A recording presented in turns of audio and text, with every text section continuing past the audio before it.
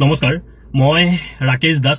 আজি অতি দুখেৰে মই কথাখিনি আপোনালোকৰ আগত ক'ব বিচাৰিছো কোনোবাই যদি ভাল পায় ভাল পাওক কোনোবাই বেয়া পালেও মোৰ ক'বলগীয়া একো নাই আজি মোৰ মনৰ কথাখিনি মই আপোনালোকৰ আগত ক'ম মই এজন ভাৰতীয় জনতা পাৰ্টিৰ কাৰ্যকৰ্তা শোণিতপুৰ জিলাৰ প্ৰাক্তন সভাপতি যুৱ মৰ্চাৰ আৰু বৰ্তমান ৰাজ্যিক সদস্য কিন্তু আজি মই অপমানিত হৈছো ৰাস্তাত অপমানিত হ'বলগীয়া হৈছে কাৰণটো হ'ল টুল টেক্স মই টুল গেটত আজি পইচা দিব পাৰা নাই মোৰ মানে পইচা অলপ কমে আছিল সঁচা কথা যেটো পইচা অলপ কম আছিল তেতিয়া হলে মই কি কৰো ধৰক মোৰ যি পাৰ্টিৰ আই কাৰ্ডখন আছে শোণিতপুৰ জিলা যুৱ মৰ্চাৰ আৰু ৰাজ্যিক যি এক্সিকিউটিভ সভাত আমাক যি আই কাৰ্ডখন দিয়ে মোৰ গাড়ীত আছিল মই দেখুৱাইছো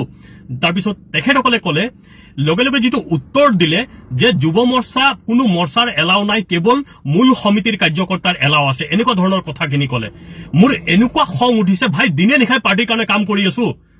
মৰ্চাই কি কাম নকৰে কি কথা ক'ব আহে হে আপোনালোকে এই কথাখিনি মই বাৰংবাৰ মই ৰাজ্যিক সভাপতি মহোদয়কো জনাইছো যে আমি দূৰদূৰণিৰ পৰা আমি তেজপুৰৰ পৰা আহো তেজপুৰৰ পৰা আহিলে 3000 টকাৰ তেল লাগে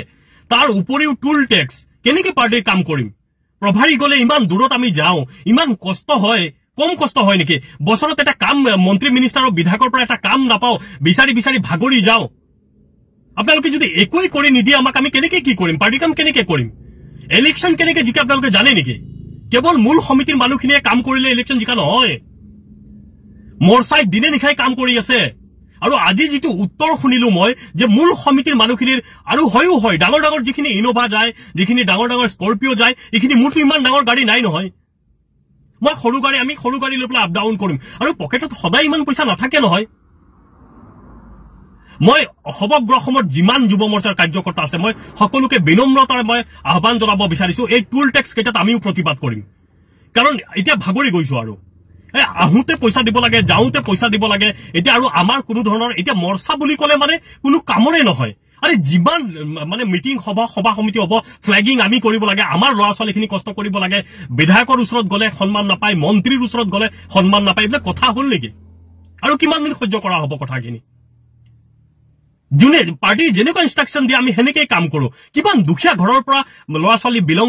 মানে হৈ আছে বা কাম কৰি আছে আপোনালোকে এইবিলাক অনুভৱ কৰিব পাৰেনে মানুহে নুখোৱাকে পাৰ্টিৰ কাৰণে কাম কৰি আছে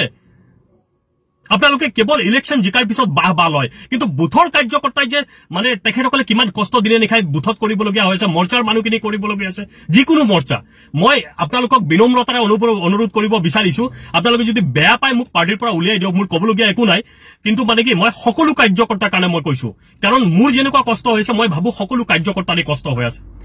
আৰু আটাইতকৈ বেয়া লাগিছে আজিৰ পৰা এসপ্তাহ আগত এগৰাকী আমাৰ সক্ৰিয় কাৰ্যকৰ্তা মৌচুমী ভৰদ্বাজ আমাৰ ৰাজ্যিক সদস্যতাই ৰাজ্যিক দায়িত্বত আছে আমাৰ কোনোবা এজন অসভ্য কাৰ্যকৰ্তাই তাইক বোলে বেয়া শব্দ দি অপমান কৰিছে আৰু তাই সকলো জ্যেষ্ঠ কাৰ্যকৰ্তাক জনাইছে কিন্তু কোনো কাৰ্যকৰ্তাক তাই সেই বিষয়টোৰ ওপৰত কোনো ধৰণৰ একশন লোৱা নাই কিহৰ কাৰণে আৰে আমিওতো জিলা চলাইছো না মই যেতিয়া শোণিতপুৰ জিলা চলাইছো আমাৰ কাৰ্যকৰ্তাৰ ওপৰত এটা শব্দও কোনে ক'ব পৰা নাছিল যদি আপোনালোকে চলাব নোৱাৰে তেতিয়া কেনেকৈ চলাব আৰু কাৰ্যকৰ্তাই যদি আমাৰ নিজৰ মাজতে সন্মান নাপায় তেতিয়াহ'লে কেনেকৈ থাকিব কাৰ্যকৰ্তা এতিয়াৰ পৰা মই কৈছো সমগ্ৰ যুৱ মৰ্চাৰ কাৰ্যকৰ্তাই প্ৰতিবাদ কৰিব লাগে যেতিয়ালৈকে আমি ধৈৰ্য ধৰি আছো ধৈৰ্য ধৰি থাকিলে এনেকৈ নহব আৰু সেইবিলাক আমি ধৈৰ্য ধৰি আজি সেই বিশেষকৈ সৰ্বভাৰতত আজি সিট কমি যোৱাৰ মূল ৰিজন হ'ল এইবিলাক কাৰণ এজনে এজনক আমি কাৰ্যকৰ্তাখিনিক আমি গুৰুত্ব নিদিওঁ কাৰ্যকৰ্তাক যদি আমি গুৰুত্ব নিদিওঁ কাৰ্যকৰ্তা কেনেকৈ থাকিব পাৰ্টিত মই আজিৰ পৰা টুল টেক্স নিদিওঁ কাৰণ ইমান কষ্ট কৰি যদি পাৰ্টিৰ কামত আহিবলগীয়া হয় মোৰ টুল টেক্স ফ্ৰী কৰিব লাগিব আৰু যদি নহয় তেতিয়াহ'লে মোক পাৰ্টিৰ পৰা উলিয়াই দিয়ক মই পাৰ্টিত নাথাকো আজি ৰাস্তাত অপমানিত হ'বলগীয়া হ'ল মই মন্ত্ৰী মহোদয়ৰ কথা কৈছো বিধায়কৰ মহোদয়ৰ কথা কৈছো আই কাৰ্ড দেখুৱাইছো তেখেতসকলে কয় আমি মন্ত্ৰী চন্ত্ৰী চিনি নাপাওঁ আৰে আপোনালোকৰ লাজ নালাগিব পাৰে মোৰ লাজ লাগিছে মোৰ বেয়া লাগিছে আজি এই কথাখিনি মই এনে কোৱা নাই মই জানো মোৰ ওপৰত একশন হ'ব